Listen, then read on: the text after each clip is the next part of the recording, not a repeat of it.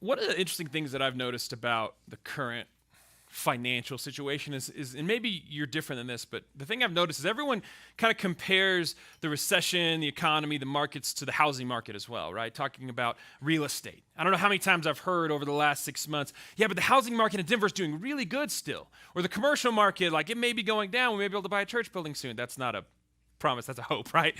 Like we're hoping. But we equate it to the real estate market quite a bit. I don't know about you guys. I've sold a house in the last year and a half. It's a crazy experience for those of you who've bought or sold a house. I remember the first time that Ashley and I sold our house. It was a tiny house we bought for like $80,000 in Abilene, Texas. And we were selling it. And there's a terrifying moment when you sell a house. And that's when people come and like judge you for how you've treated this property the time you've owned it.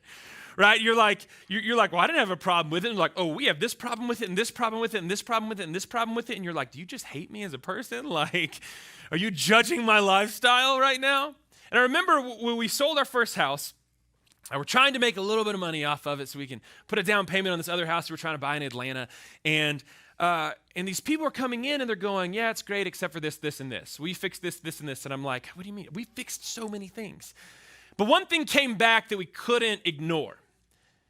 And that was a foundation. It was an old pier and beam house that the foundation had started sinking in our kitchen. And we're like, man, how much does it cost to like fix a foundation? And we got called this company and we had them out and we had to finance it because we couldn't afford it, even with the selling of the house, which immediately turns us upside down on this thing. And I remember but to sell it, we had to fix it, right? It was that much of a problem that if we didn't fix it, it was going to continue to be a problem. It was a headache. It was a nightmare. It was so frustrating because the ground under this house had shifted. And to fix this, there's someone who had to come into my backyard, and on my patio, they had to cut out a huge square of my slab of my patio, move it aside, and then dig up under my house. And then they had to dig a hole, and in that hole, they took a concrete block about this big, and they sunk it, and they had this machine that pushed it down. And then they would put another concrete block on top of that and push that down. And then another one, and another one, and another one, until they hit bedrock. But once they hit bedrock, it was good because you knew that that was a solid foundation. That wasn't going to shift. And that while the rest of the house may fall around, that one corner was still going to be there in 100 years. Right? There was nothing physically could move that other than God himself. Maybe some dynamite. But I remember the foundation work. I remember the nightmare. I remember the fascination with him doing it. And I remember the importance of a proper foundation. Right? When we had a house, right, we had a foundation that wasn't working. It wasn't the way it was supposed to be. And it was becoming a problem for us. It broke all of our tile in our kitchen. We had to replace all that too. And it was going to become more and more of a problem for future house owners if we didn't fix it. If the foundation wasn't solid, the house didn't have the same value. But having a solid foundation, it made our house significantly more valuable enough that we were able to sell it and make a little bit of money that we're kind of upside down because we had to fix the foundation, right? This is a similar concept that Jesus talks about in Matthew chapter 7, right? Today's our last day in the series that we're calling The Good Life. I know we've been in this for, it seems like all of 2020, but today is our last morning. We've gone through we started in Matthew 5, and we're now here at the end of Matthew 7. We're at the end of this sermon that Jesus preached.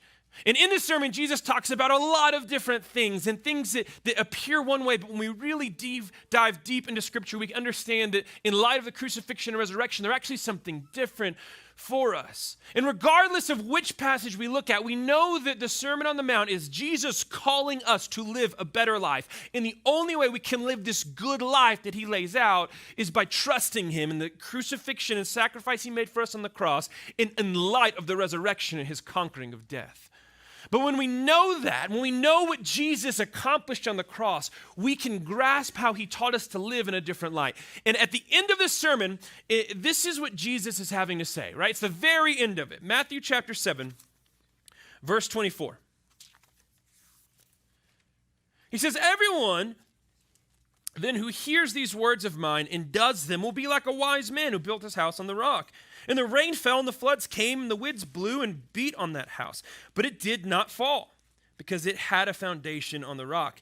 And everyone who hears these words of mine and does not do them will be like a foolish man who builds his house on the sand. And the rain fell, and the floods came, and the winds blew and beat against the house, and it fell, and great was the fall of it. So at the very end of this sermon, Jesus has given all of this information, right? And this kind of cornerstone teaching of his ministry. He's saying, look, I've given you the secret sauce here, right? Like I've given you the recipe. You better use it, right? This should be the foundation for your life. And if you hear these words and you don't make them the foundation, like you're missing the point. And in it, he compares us, the individual, right, the listener or the reader, to a person who ingests the information. Then we have the decision. What are we going to do with it? Can we read through this and just go, okay, well, that's good advice, Jesus. Let's go along our way. Or does it change anything for us? That's the real question that Jesus is asking. He's saying, look, either this becomes the foundation of your life, or this is just some good words. Or maybe you didn't like it at all. The choice is up to you. But I promise you this, if you don't make this your foundation, you're going to regret it. And so in this analogy, Jesus is obviously using the house metaphor. And so I want to look at this for just a second and take a look at what foundations do, and then what it means for us to apply the words of Jesus as our foundation. You see, because the first thing that happens is when you make Jesus your foundation, you're committed for the long term. You're committed for the long term. It's not a short-term thing, right? It's a long-term thing. A short-term foundation is one that's going to fall out from beneath you. Have anyone ever been up to Evergreen in the winter when they have the ice fishing shacks on the lake there? It's fascinating to me. It's also terrifying to me because it literally is a foundation that disappears over time. Like it just goes away. Like it's crazy, but people will sit in these things and fish. And in one sense, I really want to do it like right after like a really big freeze and like the middle of winter, not towards the melting part of winter. I want to experience that at some point, but knowing that those houses are very temporary. The little huts are temporary. I'm sure maybe you've seen some of these pictures or videos where it shows what happens when they don't take the fishing huts off the ice soon enough, and they're like underwater, or maybe like a roof is sticking up out of the lake, and you're like, how'd that roof get there? Well, that person didn't take their fishing hut off in time, and now they regret it. Hopefully they weren't inside when it fell in. You see, what most of us do with our time on this earth will be meaningless in comparison to eternity. Like, I mean, the time we're alive here may seem like forever, especially if you're a kid and don't have a driver's license yet. Remember that? It's like, just if I could just be 16, like everything will be better. Like, and 16 seems so long ago at this point. Still remember the first place my parents let me drive by myself was to work because I had to pay for gas. And they gave me the keys to that 1992 Lincoln Town car. And let me tell you, that had the Interceptor engine in it, which was a mistake on their part because I could go fast in it. But it was a boat, right? It was a very safe vehicle. Huge. Drove that thing to work for the first time. It was awesome. Right? It felt like it was great. It felt like it took forever to get to that point where I could finally drive by myself. But it's such a small time. Our whole experience, our whole life here, right? Ask someone who's older than you. Ask one of your grandparents or parents. It goes by so quickly. I'm looking at my children and going, wait, the first one was just born. How do I have 4 now? And how does the first one have body odor? Like, where does that happen? Like, no one prepared me for this. He was just a baby. I just brought him home from the hospital. It goes by quick. Our time here on this earth, start to finish, is like this. It's so minuscule. It doesn't even chart in comparison to all of eternity. And what Jesus is saying is, hey, look, you got to build a foundation. You have to have something that it is in it for you for the long term. Not just a little bit, but the forever. And if we don't have a foundation of Jesus, we may think we live a great life in this tiny little bitty part of when we're here on earth, but the truth is that foundation is going to fall apart the second we die. Our foundation has to be Jesus. It's a long-term investment. And here's a harder question for us as believers. Then why would we sometimes build a foundation on something that doesn't last? Why would we do that? A few years ago, I was in Galveston, in Texas, not Galveston, South Padre Island in Texas. And South Padre Island is a very unique place in the world because the sand on South Padre Island is like it's the best sand for building sandcastles. And so like these like world champion sandcastle competitions are held on South Padre Island. And I remember one year I was down there with some buddies. We're just hanging out, having a good time. We're walking. I think we were actually walking to a little shack to go get fish tacos because that's what you do when you're on South Padre Island. And we walk by and we see that there's these elaborate sandcastles. Like some of the most incredible things I've ever seen made out of sand. They were beautiful. They were huge. I got pictures on my phone. And I just remember looking at these going, this is incredible that someone could actually make this out of sand. Like how artistic is that? I want to be good at anything in my life as good as these people are at mushing sand together. But there was also this weird, tragic part of seeing these sandcastles. Because as beautiful as they were and as intricate and as detailed as they were in these works of art, a week later, none of them were there. And something about that was kind of heartbreaking to me that these works of art are so temporary. And I feel like they're worth it. People should be looking at these in galleries. That's part of what happens when you build a sandcastle. You know it's going to go away. You know at some point the waves are going to come in. You know at some point the wind is going to blow. At some point these sandcastles are going to be destroyed. And you know what? They could be the most beautiful works of art, but in the end they're not made to last. Don't build a sandcastle out of your life. Right? These people didn't just have a foundation of sand, they had a life of sand. Why would we build something so important on something that is so temporal? Especially when Hebrews 13:8 says that Jesus is the same yesterday, today, and forever, right? That's a foundation that is proven. It has a track record, but it also has the insurance policy for the future. Like, you're good. He's the same. It's not going to change. If your foundation is Jesus, it doesn't stop. So when we look at this, so there's this practical side of it too. Okay, like I get it, we should build a foundation of Jesus. But here's the deal. What's the bottom line in your life? Like, what's your bottom line? Is it Jesus? Is it your family? Is it your health? Is it your job? Is it your career? I love the question that someone asks, hey, well, what do you do? Well, that's a loaded question. Are you asking what my job is? I asked somebody this morning, what do you do? That's a difficult question to answer because really, like, what's your bottom line? And I know while some people may not know quite the question they're answering or they're asking, because they really may be asking, hey, what do you do for a living? Or even better, the question, who are you? So tell me about yourself. What's your go-to answer with that? If I walked up to you this morning and said, hi, my name's Joel. Maybe we've met before, maybe we've never met, but assume we've never met. Hey, my name's Joel. What do you do? What are you about? How would you answer that question? Because what that's going to tell me is it's going to give me a little bit of hint of what your foundation is. Are you about retiring? Are you about world events? Are you about making sure everything for your kids is great? Are you about making sure all your bills are paid? Are you about your family? Are you about Jesus? Because the truth is, if there's any foundation other than Jesus in that equation, it's one that's not going to last. It's a sandcastle. When Jesus is our foundation, when the teachings of Jesus, even the Sermon on the Mount itself, when we can take these teachings and live by them, it gives us a foundation that lasts, not a temporary one. See, building your life on a foundation of faith in Jesus prepares us for both now and eternity.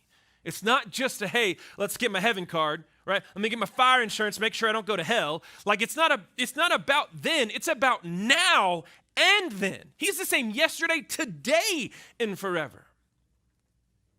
If Jesus is our foundation, it impacts how we live today and it impacts how we live tomorrow. Jesus is in it for the long term. The other thing we see with what happens with Jesus, when we make Jesus your foundation, right? You're prepared for a life of action. I love this concept. And actually, I read this in a commentary this week, and I'd never quite thought of this. And I've read this passage 1,000 times, like many of you. This isn't a new passage. It's one of those that we know a lot. It's a great visual illustration. We grasp it easily. It's an easy teaching. Except the way that we view it is, okay, we got to make sure the bottom is good so we're safe, we're secure. And while, yes, that's true, the point of a foundation isn't just to stay there forever. That's not the point of a foundation. The point of a foundation is to build on it. It's to do something. In Castle Rock right now, in downtown, they're building this, I think it's called like Castle Rock Encore. It's like a living, shopping, parking garage complex. They have big cranes. They've been working on it for months now. But before they ever built a wall, they took months just to get the foundation ready for this building. It would make no sense if they worked this hard to dig all this dirt out. Right? They had to tear buildings down, dig all this dirt out, pack the dirt really hard, and then repack it, and then repack it, and then repack it, then pour concrete. Right? It would make no sense for them to do all of that. They just go, you know what? I think we're done. We're getting out of here. Hopefully you guys will enjoy living and shopping here. That would be pointless. You got to build on top of it. You got to put the exterior in. You got to fix up the inside to look nice. You got to lease out the bottom space to tenants so the shopping will be nice. I don't really care about the shopping part. It would make no sense for them to just build the foundation. The foundation is a starting point. It's not where we're finished. You build a foundation to do something else. I'm sure at some point you've seen one of these buildings that they've abandoned halfway through, or maybe they get the foundation poured and a couple walls up. They just stop. Or maybe you've seen a building where it's been torn down and just the foundation is left. And that foundation no longer has a purpose. It's not holding anything. It's just a slab in a field.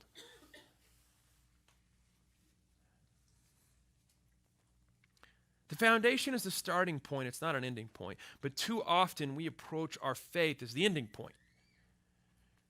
All right, we accepted Jesus in our heart, we're good. We're good forever. It is. It's that fire insurance policy. Man, I'll tell you what, I grew up in a Southern Baptist church, and if I didn't hear every other week, if you don't know that you know that you know, you could go hit by a bus and go burn in hell forever. Like, that's like the Baptist thing. It's not my thing. It's not about fire insurance. It's not about being saved from hell.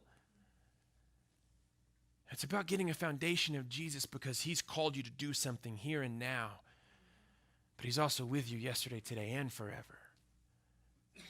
You have a solid foundation to do something, to build something. In this one sermon that we're at the very end of, Matthew 5, 6, and 7, right? In this one sermon, Jesus taught about loving others, forgiveness, witnessing, transforming behavior, personal relationships with God, trusting in God as a source of provision, seeking more of God, living a life that honors God, anger, lust, divorce. And it's not a comprehensive list, but none of these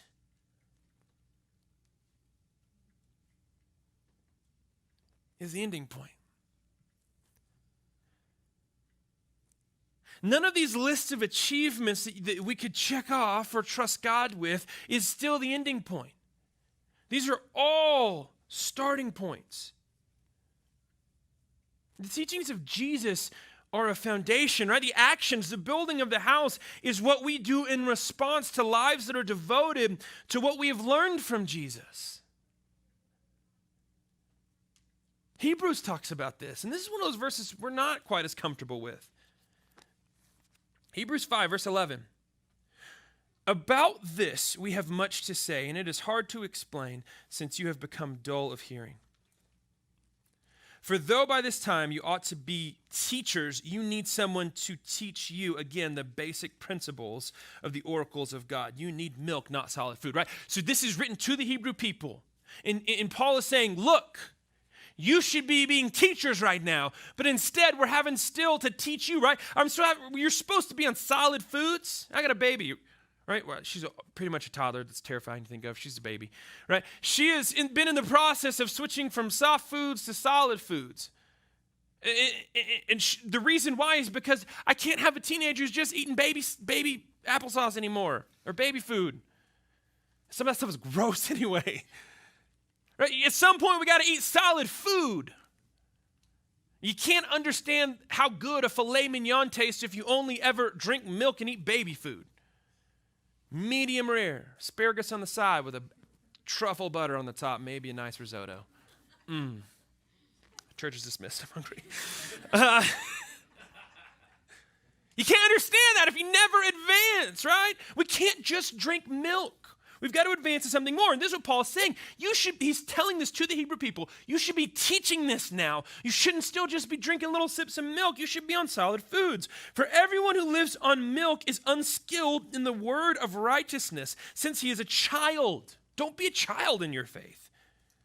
But solid food is for the mature, for those who have their powers of discernment, trained by constant practice to distinguish good from evil. Therefore, and this is the weird verse, right? Let us leave the elementary doctrines of Christ and go on to maturity, not laying again a foundation of repentance from dead works and faith towards God.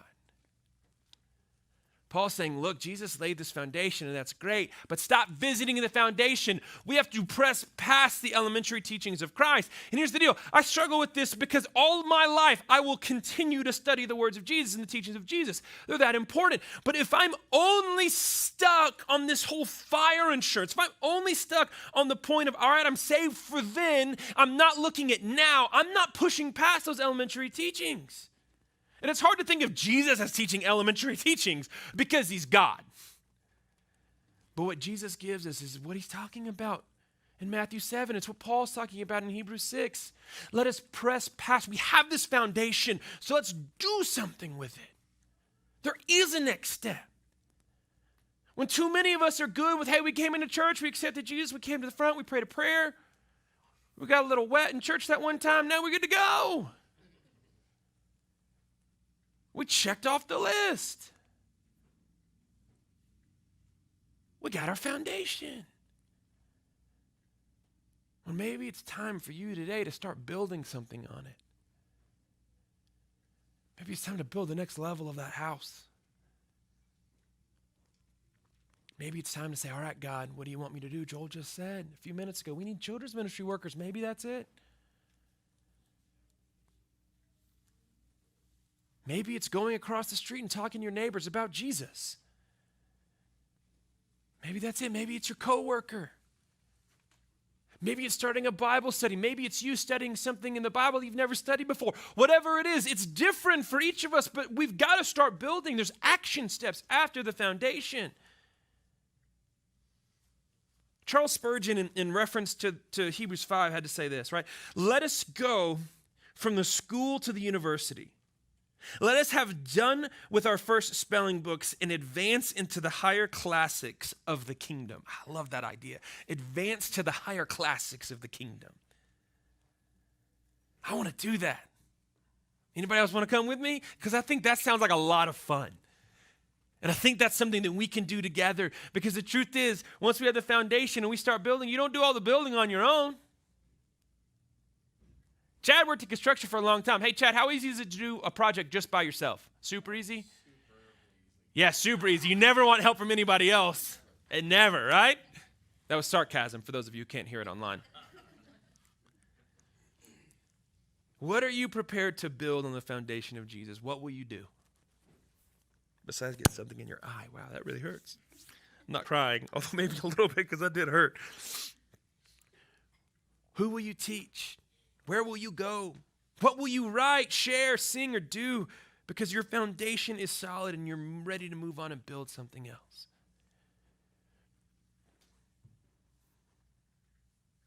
There's another thing we see that foundations provide. All right, when we make Jesus our foundation, we're prepared to weather the storm. Jesus uses this direct analogy in this passage. When the storms come, what's your foundation going to be prepared for? You see, because sometimes we convince ourselves that our foundation is going to be okay because we've weathered storms in the past. But no matter how hard the sand is, it's going to eventually erode. Well, I have some pictures. Eli, go ahead and throw up that first picture.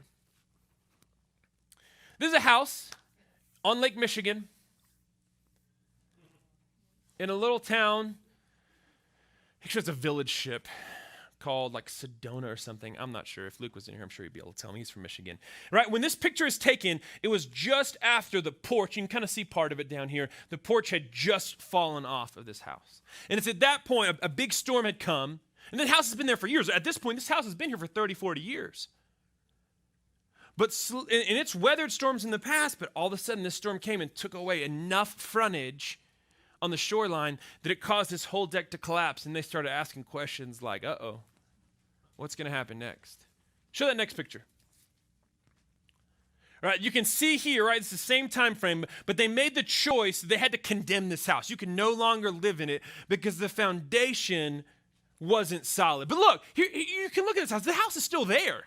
You can still walk into it. You can still go to the bathroom in it. You can still go to sleep for the night. Like, it's still there. It may not be the safest, but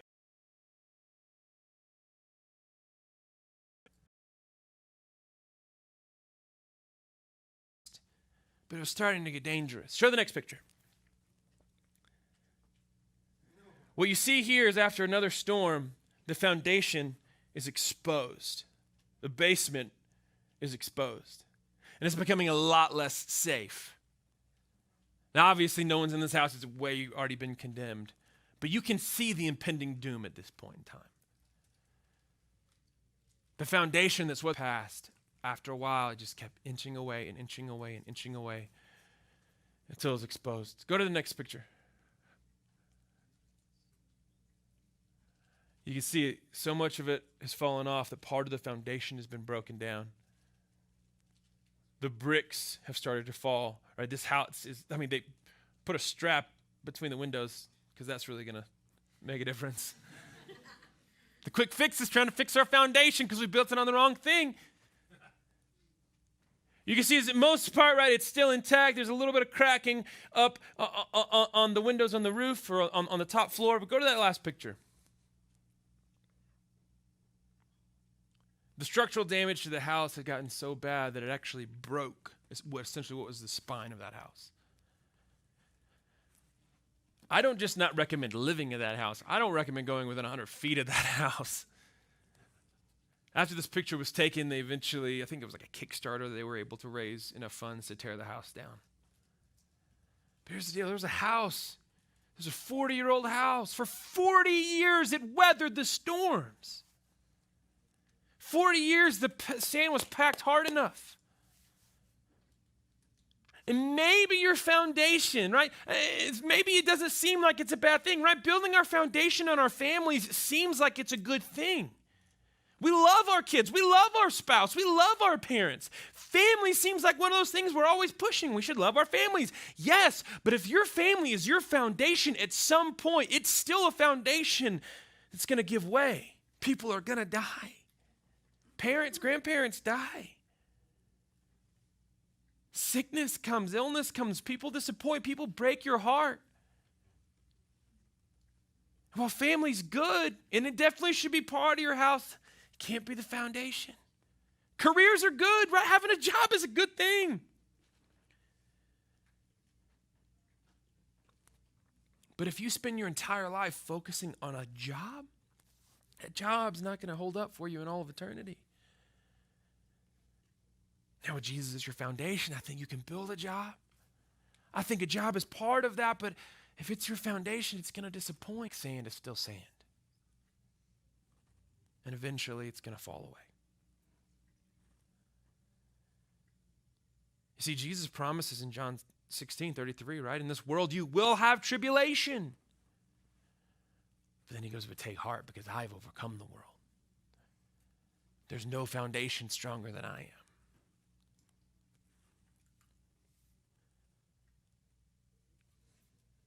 And this is Jesus, right? This is what he's teaching us, right? The very end of the sermon, where he's taught all of these things about how to live a life and what it means to truly follow him in this good life and this better life. At the very end of it, he's going, look,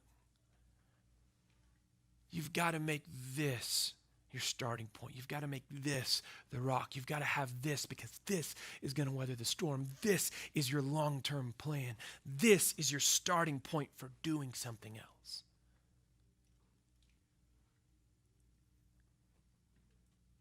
This is why I'm teaching you. This is at the end of one of the most important things, one of the most important things we could ever read.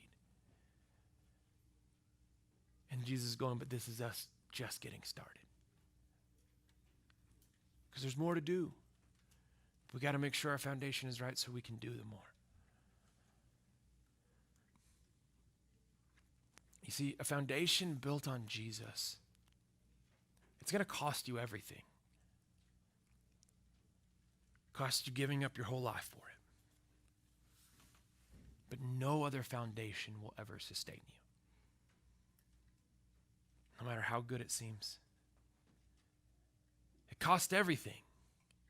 And maybe like me when I was selling that first house, you get upside down because it costs so much to fix the foundation that you feel like you've paid everything. But the value was that I was able to sell that house. I was able to move. It was a starting point for me. I was able to move to what was next. Jesus will cost everything. We have to count the cost of following him. It's giving our own lives to him. But there is no other foundation that will, and there's supposed to be 2 L's in that word. I typed that out. That's my fault. There's no other foundation that will sustain you. That's it. That's the point. You're not going to do it on your own. You're not going to do it without Jesus. But when you include him with it, it prepares us for such a bigger, more significant life and eternity. So here's my question. What's your foundation? What's really your foundation? I know we're sitting in church, we're watching church online. It's easy to say, well, Jesus is my foundation. But who are you? What are you about? Is it Jesus? Do some of you need to reevaluate your foundation? And look, the work is expensive, but I promise you can't afford not to do it. Because it's the only foundation that's going to sustain you.